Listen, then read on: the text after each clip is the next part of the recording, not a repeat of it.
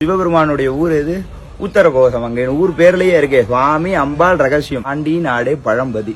உலகத்துல எத்தனை தேசம் இருந்தாலும் பாண்டிய தேசமே பழமையான தேசம். காலையில திருவண்ணாமலை கதவை திறக்கும்போது உத்தரகோசமங்க சாமி வந்தாச்சுன்னு திறக்கணும். பூட்டும் போது உத்தரகோசமங்க சுவாமி போயிட்டாருன்னு பூட்டணும். ஹரணமா பார்வதி பதயே ஹர ஹர மகாதேவா. தற்பொழுது இந்த உத்தரகோசமங்கை என்று சொல்லக்கூடிய அந்த ஆலயத்தை பத்தி ஒரு சில தகவல்கள். அதாவது அரூபமா, ரூபமா, அருரூபமா அப்படின்னு சொல்லக்கூடிய 3 விதமா சுவாமியை இங்க வழிபடலாம். அதுல உருவத்துல இருந்து பார்க்கலாம். உருவம் அப்படின்னா கண்ணு, காது, மூக்கு, வாய் அப்படின்னு சொல்லக்கூடிய அந்த அங்கங்கள்லாம் இருக்கக்கூடியதுதான் அரூபம்னு சொல்றது. இங்க எப்படி இருக்கார் உருவமா அப்படின்னு பார்த்தோம்னா நடராஜரா இருக்கார். அந்த நடராஜர் மரகத நடராஜரா இருக்கார். அது ஒரு விசேஷம். அந்த மரகத நடராஜர்னா என்ன? லோகம் முழுக்க இல்ல, இங்க மட்டும் இருக்கார். இந்த அளவு 6 அடி உயரத்துல இருக்கார். அப்ப அந்த நடராஜரை நம்ம எப்ப பார்க்கலாம்னா ஆருத்ரா தரிசனத்துல பார்க்கலாம். அதெல்லாம் ஒரு பக்கம் விலை மதிப்பில்லாத பொருள், எங்கேயுமே இல்லாத பொருள்ங்கிறது இருந்தாலுமே இந்த இடத்துல என்ன விஷயம் அப்படின்னு பார்த்தோம்னா அம்பாளுக்காக ரகசியமா ஆடி இருக்காரு. அதுதான் முதல்ல சீக்கிரட்டா. அம்பாள் கேட்கிறா, என்ன கேட்கிறாங்க? சுவாமி உலகம் இயங்குது, எப்படி சுவாமி உலகம் இயங்குது அப்படின்னு கேட்கும்போது சுவாமி நடனத்துக்குள்ள 5 தொழிலையுமே காட்டுறாரு. ஆக்குவாய், காப்பாய், அழிப்பாய், அருள் தருவாய், போக்குவாய்னு சொல்லக்கூடிய 5 தொழில். சிருஷ்டி, ஸ்திதி, சம்ஹார, திலோபாவ அப்படின்னு சொல்லக்கூடிய மோட்சம் வரைக்க 5 விதமான தொழில்களை அந்த அம்பாள் கிட்டக்க சுவாமி ரகசியமா காட்டுறார்.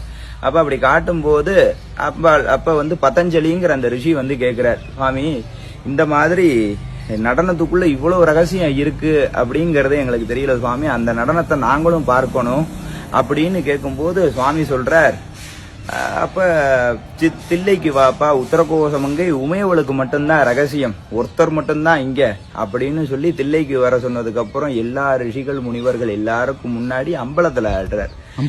ஆமா ஆமா, அம்பலம்னா என்ன? எல்லாரும் பாக்குற மாதிரி பப்ளிக் டான்ஸ். இங்க சீக்ரெட் டான்ஸ், ஒருத்தர் பாக்குற மாதிரி இங்க ஆடினார். அங்க ஊரே பாக்குற மாதிரி, உலகமே பாக்குற மாதிரி ஆடினார். அதாவது திருவாச்சகத்துல ஒரு வார்த்தை சொல்லுவாங்க, தில்லையில் கூத்தனே தென் பாண்டி நாட்டானே. தில்லையில நடனமாடக்கூடியவன் யாரு? இந்த தென்பாண்டி நாட்டுக்காரன், தென்னாடுடைய சிவனே போற்றி அப்படின்னு சொல்லுவாங்க. அதாவது நடுநாடு, தொண்டை நாடு, கொங்கு நாடு, வடகரை, தென்கரை, நிறைய விதமான நாடு இருக்கு. தமிழகத்திலேயே 34 விதமான நாடு இருக்கு. இன்னைக்கு வட்டம் மாவட்டம்னு பிரிக்கிற மாதிரி அந்த காலத்துல நாடுன்னு ஒரு பகுதியை சொல்றது. அதுல இந்த நாட்டுக்கு பேர் என்ன நாடு?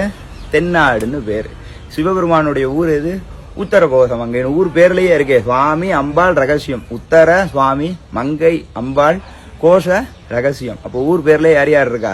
சிவன் பார்வதி ரகசியம்னு இருக்கு. கேட்கறதுக்கு நம்ம ஒரு வகையில புண்ணியம் பண்ணியிருக்கோம்னா வந்திருக்கோம் அப்படின்னா அவனுடைய அழைப்பு இல்லாம வர முடியாது. அப்ப தில்லையில நடனமாடக்கூடிய நடராஜருக்கு ஊர் எங்க இருக்கு? இந்த உத்தரகோசம் அங்கையில இருக்கு. இங்க அம்பாளுக்காக மட்டும் நடனம் ரகசியமா ஆடினார். அங்க ஊருக்கும் மக்களுக்கும் எல்லாருக்கும் முன்னாடி அம்பலத்துல ஆடினார் அப்படிங்கறத புரிஞ்சுக்கணும். பாண்டி நாடே பழம்பதி. உலகத்துல எத்தனை தேசம் இருந்தாலும் பாண்டிய தேசமே பழமையான தேசம். பக்தி செய் அடியறை பரம்பர துய்பவன். யார் யாருடைய உள்ளத்துல எல்லாம் பக்தி இருக்கோ அவளெல்லாம் மோட்சத்தை கொடுக்கக்கூடியவன் எங்க இருக்கான்? உத்தரகோசம் மங்கை ஊராகவும். இந்த உத்தரகோசமங்க சுவாமி தான் காசிலையும் மோட்சத்தை கொடுப்பான், ராமேஸ்வரத்திலையும் மோட்சத்தை கொடுப்பான்.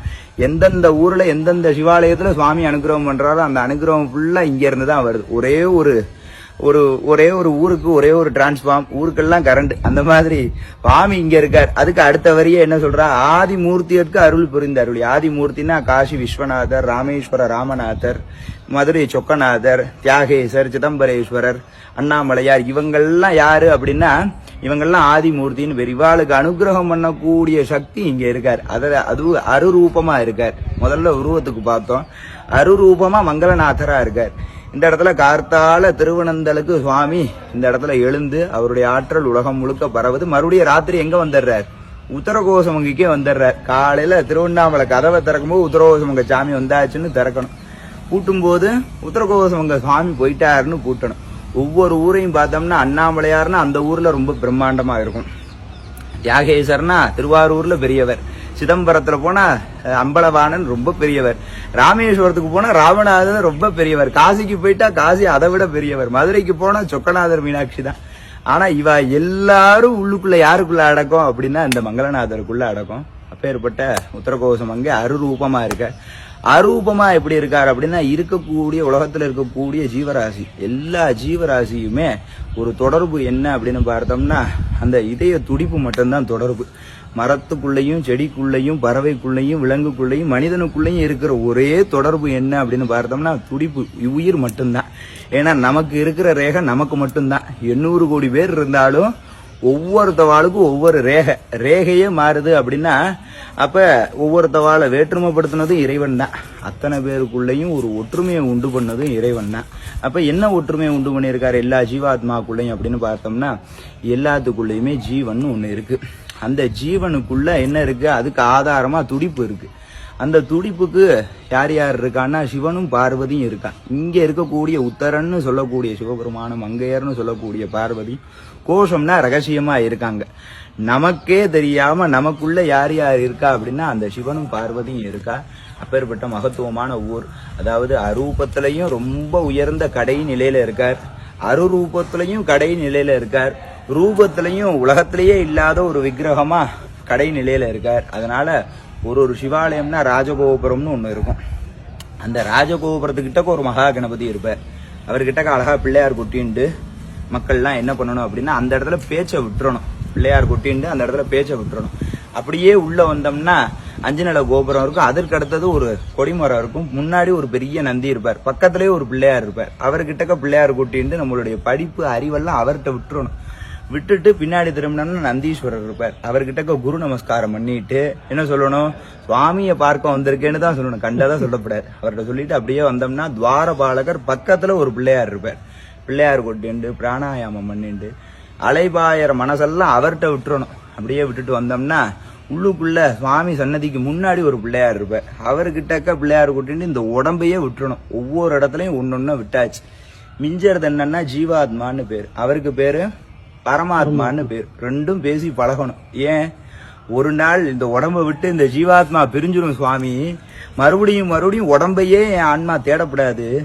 எனக்கும் அழிவில்லை, இந்த ஜீவாத்மாவுக்கும் அழிவில்லை, பரமாத்மாவுக்கும் அழிவில்லை. ஆனா இந்த உடம்புக்கு என்ன இருக்கு, அழிவு உண்டு. அழிவை நோக்கி போறதை நோக்கி இந்த ஜீவாத்மா போயிடக்கூடாது. அப்படிங்கிறதுக்காக வாழும் போதே விட்டு பழகிட்டோம்னா ஒரு நாள் இந்த ஜீவாத்மா பிரிஞ்சதுன்னா பரமாத்மாவை தான் தேடுமே ஒழிய ஒரு உடம்ப தேடாது.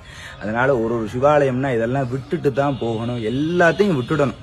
வாழும் போதே நம்ம அந்த பக்குவத்தை வளர்த்துக்கணும். அந்த பாடசாலையா 1000 சிவாலயம் தமிழ்நாட்டில் இருக்கு. அப்பேற்பட்ட ஆலயங்கள்ல மௌனமா இருக்கணும். ரொம்ப சுவாமிகிட்ட என்ன வேண்டிக்கணும்னா அந்த சிவ பேரு மட்டும்தான் வேண்டிக்கணும். சுவாமி ரொம்ப பெரியவர், என்ன அப்பேற்பட்டவர்ல இந்த உத்தரகோசம் ரொம்ப ரொம்ப பெரியவர். அதனால அவரெல்லாம் மனசுக்குள்ள நமக்குள்ளதான் இருக்கார். அந்த சிவத்தை நம்ம நன்னா பார்த்துட்டோம்னா இங்க இருக்கிற சிவன் நமக்கு நல்லாவே தெரியும். எல்லாரும் நல்லா இருக்கும்.